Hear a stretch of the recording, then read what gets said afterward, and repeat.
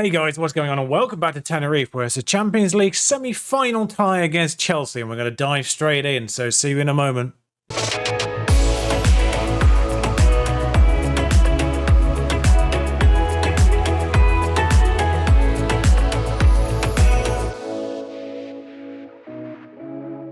Yeah, no faffing about, we have played games in between, but I just want to get straight on with it, and this is the lineup. We're away first and foremost. Christensen's in goal, Lodi at left back, Harwood, Quiros, Hanusa at right back, Antov as the better performer, Valverde, Ravella, Batuan and Merckx in the winger roles, Alves up front. I'm just preferring Antov to McDonald, even though McDonald is naturally left-footed. There's not a lot between them, but it's a Champions League semi-final. Antov's a team leader, Quiros is a team leader as well. I've had doubts about both of them over the course of the year, although their performances are generally quite good. Bizarrely, both have exactly the same average rating now. Look at that, 7.06. Having those natural leaders on the pitch, I'm hoping that factors in. Just a note on Faisal, whilst his performances aren't necessarily up to the level of Ravella's, he's now worth 45 million, and he looks like this. Somewhere over the last couple of months, he has just shot up in terms of his overall ability. And his average rating, in fairness, isn't that far shy of 7 now either. So I'm going to be keeping a close eye on Faisal in these closing few games, and that's actually a surprising lack of advice for the pre-match. No tactical advice to be made, just changes, oddly. And in fact, they're essentially telling me to bring in Faisal for Antov and shift them around. I'm not going to. I noticed that 3 of the opposition instructions were English players.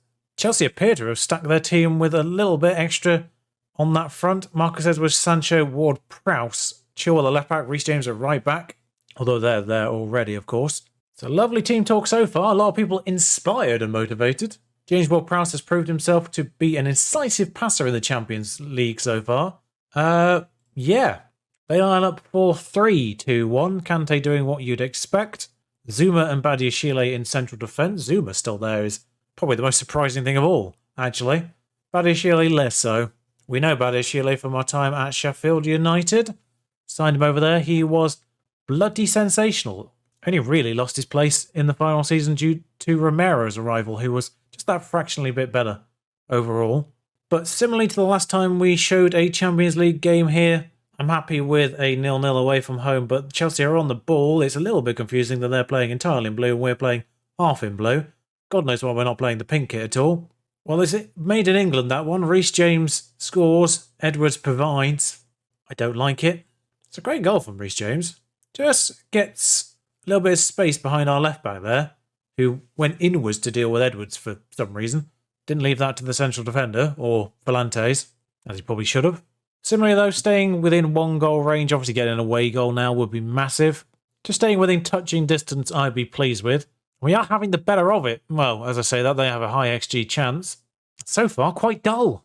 You know, they clearly had one big chance there that I didn't see. Of course, as always, when it comes to this kind of format for the episode, there is a league game in between, which I'm just going to skim over. As I said, we did win the previous 2, so whilst we did lose the Copa del Rey final to Sevilla, the morale knock hasn't been quite as bad because we've scored 3 goals and conceded none in the intermediate games in between, which has hopefully picked things back up a little bit. Alves not doing great. Batuan tired. Valverde tired. Best player on our team. That's the last one you want to be tired, although Merck's actually probably the best player on our team, although he's not playing well. We've had 9 shots on target. 9. We are very unlucky not to be level here. I'm going to do something I don't normally do, and that's bring Kayado on the left-hand side for core, and I'm not going to change anything else at this stage. Muso's injured, somehow. Edwards is booked as well, which is confusing. Hanus, don't... Yeah, okay, you've picked it up and rolled with it, which is quite nice, rather than just leaving it for them, which is what I was fearing was about to happen. Antov is tackled from behind, cleanly though, apparently. Kayado on the ball, on the slightly unusual left-hand side, although he has made his way to the right, funnily enough. Valverde, just going back to what he knows. Lodi, back to Antov. I was half expecting Lodi to smash it as a almost carbon copy from Reece James. It's Hanus who tries it.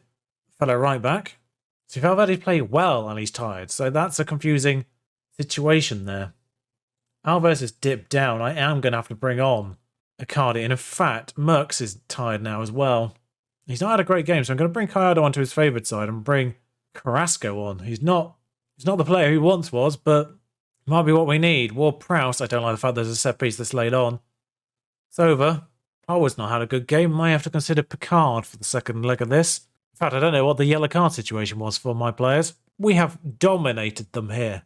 54% possession, 20 shots, 9 on target. Didn't have a single shot on target since I called that out, but double the XG there or thereabouts.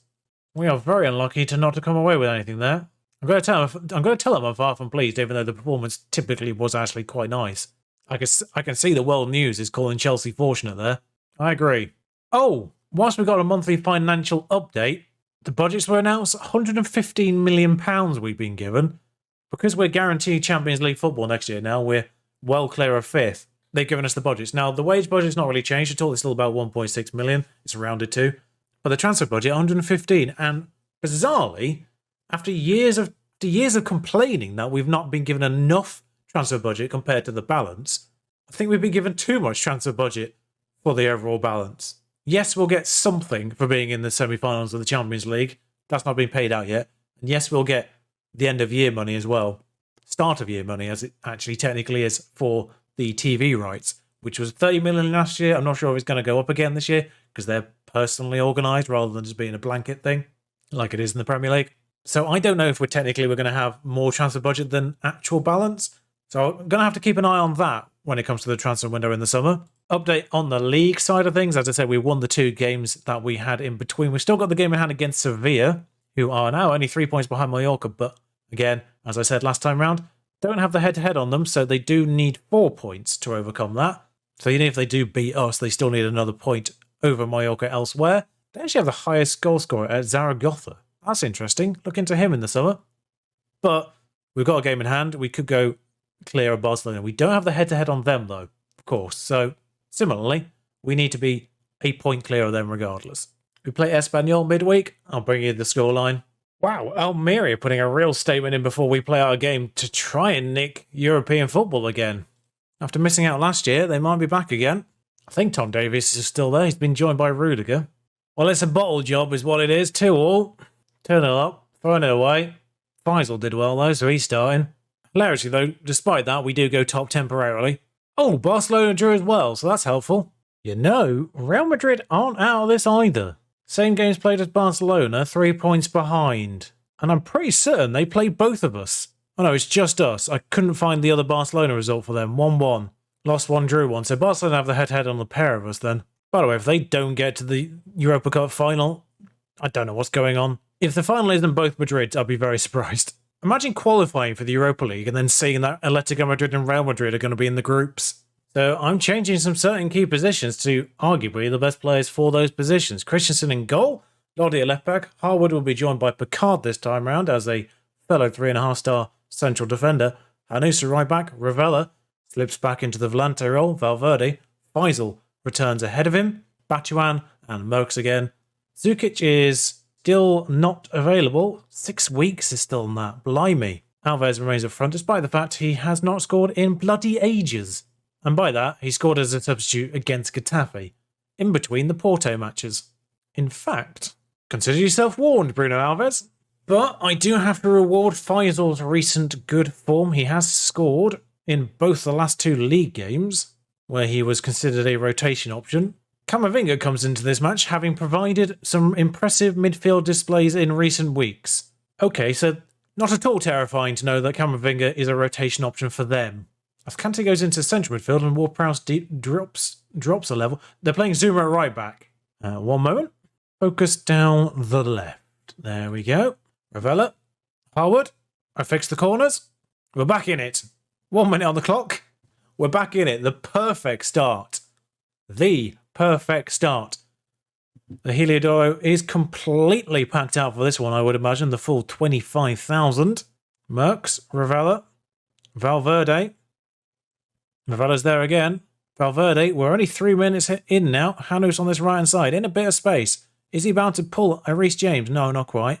Got a little hype for that one. Ziyech, they're starting as well, I've just noticed. All change on the right-hand side of their formation. Ravella pops the ball back in again. Harwood's there, but it has been headed to safety. Don't think there was any chance in that of note, so I suspect this is still worthwhile. as a highlight. Valverde, there's still something about to happen. Valverde running around everyone. Going to be provided, perhaps? Is going to be a penalty shout? It's going to be a penalty shout. Felix Brych. Oh, I remember him from the Euros. Is he the German ref from the Euros that was in charge of one of our matches? Batuan steps up on it, kicks it straight at Musso. Is Batuan even our designated penalty taker? Werner, good save by Christensen, although the commentary at the bottom said no problem for Christensen, so I don't think that's the end of this highlight. No, it is not indeed, seemingly. Zuma to Ziyech, it's all Zeds over there, but can we catch them sleeping? Ostigard lumps it forward, Lodi heads it down for Batuan, and yes, we can, sort of. Faisal back to Lodi as they gather themselves a little bit. I don't know what happened there, but it's fallen to Bruno Alves. Didn't even look like he kicked it. Alves has scored. I had words with him. It's worked. I really want to see what happens with Lodi's feet here, because I'm fairly certain he launches that without kicking it. Maybe the replay, yeah, okay, the replay, you can see it a little bit better, I think. The force he gets on the through ball is insane. With a slightly faster regular highlight speed, it was very hard to pick that up. Valverde on the edge of the box gives it back to Ravel. I thought he might just have a pop at it there, as they're prone to do. Kante heads down, and Werner versus two defenders. The wrong one comes to get him, but he's got the ball, so never mind. Hanus in uncharted territory on the left-hand side there. Ravella. Camavinga slides it through to Faisal, and Faisal scores again. Bringing in Camavinga has worked wonders for them.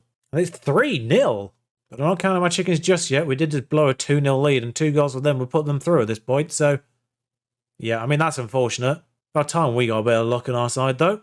And in front of our own fans, we're putting on quite a show. Another highlight as 40 minutes approaches. Batuan on the ball. It's still Batuan charging down this left-hand side. He does have the support of Lodi behind him, sort of. Bit of ping-pong going on there. Faisal scores another goal. Faisal has turned up. I said his second season will be better. I didn't think it would take this long to get going, but that was a bit weird. That pinball they played between Zuma and Batuan Core, but focusing down this left-hand side against the out-of-place Kurt Zuma. Although I vaguely recall him playing right back at some point early in his career, but I may be imagining things just to try and justify their decision more than anything. And it's 4-0 at half-time as they bring on Florentino Luis into central midfield and move Ward-Prowse out as a winger. We've broken Chelsea, I think, at this point. I think we've broken them. Shout out to Florentino Luis being a substitute, though. And we missed a penalty, let's not forget. They're just utilising Ward-Prowse in any position they can think of at this stage. I've seen him play right-back. And the second half has gone largely without note so far. 30 minutes gone in this second half, and Ravella's on the edge of the box to nearly make it 5. With the pick of the bunch, that would have been. Faisal's on a hat-trick, so he cannot come off. Merckx can. Gallardo. Lodi for Tenorio. He's a bit tired, is Lodi, because Tenorio was... Lodi had to play the midweek game because Tenorio was suspended for yellow cards. I could probably rest Batuan Core as well. Carrasco on for Core. Let's give him a quick praise just to seal the motivation in these final few stages. Musso plays it short to Amaya. Don't know who that is. That might be a new gen. Apologise if it isn't. Carrasco. Still Carrasco. Finally not Carrasco. It's been put out to Gallardo now. Gallardo running along the edge. Faisal's there. It's a hat-trick for Omar Faisal. Chelsea have been destroyed. What a remarkable difference. I say that. I mean, the performance in the first game warranted more than we didn't warrant losing, really. But Faisal here slots it past Musso, who he couldn't get a single shot past in the first leg. He has been destroyed. He still made 6 saves on top of these 5 goals that have actually gone in. And the penalty. That's one of the saves, in fairness. Alves, charging forward. He could get a second goal here if this is played right. He does. He lashes that in. It's 6-0. And my voice has gone up an entire octave. What are we witnessing? I do not understand what is going on, but I am not arguing. What a finish that is. Bruno Alves hasn't scored in 6 games. What an absolutely mad result. I swear I made all 3 subs at the same time, but Tenorio didn't get a rating. Gallardo and Carrasco both got over a 7. I mean, we have to look at Faisal again. I showed him earlier in the game, earlier in this episode. Remember when his physicals were a bit lacking, by the way? I did specifically train his pace, his sprinting, but I think he's still on. actual quickness regime. Acceleration is up to 15. His pace is still a little bit lacking compared to his acceleration, but otherwise he's the complete package. Now, teamwork's a little bit on the low side for... If you pop him on central midfielder attackers, which is what he plays, you can see long shots a little bit lacking, but it's still 12. Teamwork, a little bit lacking. Off the ball, a little bit lacking. But his stamina is sensational. 18, work rate, vision, technique is 18. Still got 19 aggression. He still starts every game furious. But otherwise, absolutely stepped it up. Averaging 6.97 still, because sure, it's not included his Chelsea game yet, I suppose, but scored against Espanyol, assisted against Espanyol as well.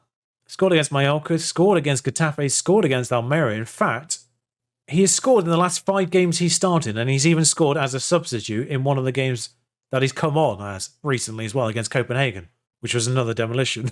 He now has, with the Chelsea game, 7 goals in his last 5 starts. He is fully becoming a Frank Lampard. That is a mad result and a mad turnaround from Faisal, just in general. Not many would have predicted a Champions Cup final place for Tenerife. We're in the last one. Final's been played in Amsterdam at the Johan Cruyff Arena. I mean, madness. Absolute madness. And we're going to have to do the press conference just so they don't give him a day off. Considering the opponent on the final day, it will probably be down by that point. Real Betis are 6th away. I might bring you that. Otherwise, it's going to be the Champions League final, which I'll find out the opponent for just now because they play the day after. So, depending on how this league folds out, I don't think... There's a very slim chance. There's a very, very slim chance that will be enough clear, or Barcelona will be enough clear for the last 2 games not to matter. So it's very likely the next episode will be the last 2 games of the season. It's quite nice to be part of a title fight for once. As we set a record for Champions League goals at 37. The fact that record was PSG actually before is actually a little surprising. It's usually one of the teams that goes through qualifying. Right, so here's the other leg. It was 0-0 for the first one. Finally poised, Barcelona away from home at PSG. Could be all Spanish. It's very not all Spanish. So, the Champions League final will be against PSG and Alex Merritt. But that will be next week. I'll bring you back for Betis and Valladolid, the final 2 games of the season. They'll probably matter. If they don't, see you for PSG. Simple as that. Thank you guys very much for watching. The support on the series has been phenomenal in general. The comments recently as well. I'm loving seeing those pop up more often recently. Like, comment, subscribe, do all that. Helps the algorithms. These pesky algorithms that run our lives. Anyway, thank you guys for watching again. Until next time, ta-ra. I need a lie down.